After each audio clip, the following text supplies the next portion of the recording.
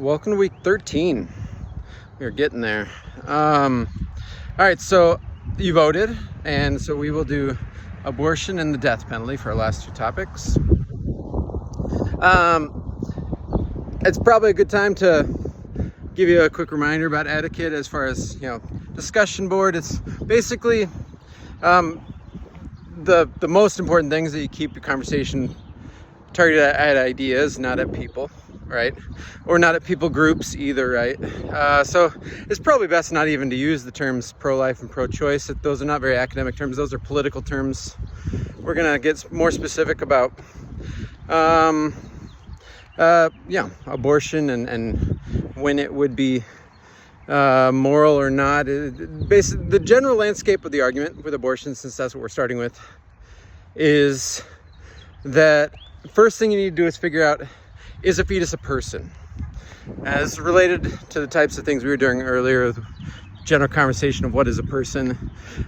In this context, it's especially we're using person as a moral concept, as a kind of moral status. It's basically the highest moral status, having a right to life and all these other rights. Right to life being the most important one, of course, because then the next question is, does abortion violate a right to life?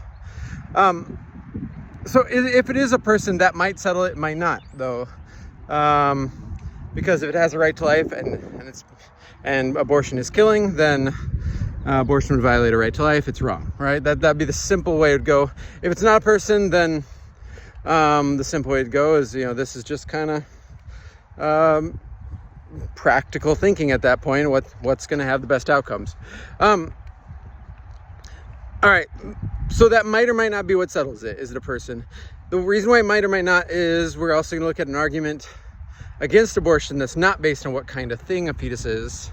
Instead, it's based on what kind of future, what kind of experiences it would have, right? In general, what's bad about killing, for the most part, why is it harmful, is because an entire human life is being extinguished, right? All those experiences, someone is being deprived of a future, right? And that, you could argue, is true even regardless of what kind of thing a fetus is. Its entire, future like ours is the phrase of that article, is being destroyed. So that is an argument not based on what kind of thing it is. On the other side, an argument for abortion that's supposed to work regardless of what kind of thing it is in more popular terms, it's known as the my body, my choice argument. And that argument could work even if it's not a person, even if it is a person, if I think the key assumption is going to have to probably end up being if abortion is more like letting die than killing. We'll look at an article that uses analogies like unplugging, right? If abortion's more like unplugging, and then it would be in the category of when is it permissible to let someone die or to refrain from saving someone. And that's not as strict, seems like. There are plenty of times when we decide not to donate another $1,000 to Worldwide Poverty Fund, even though maybe a life could have been saved.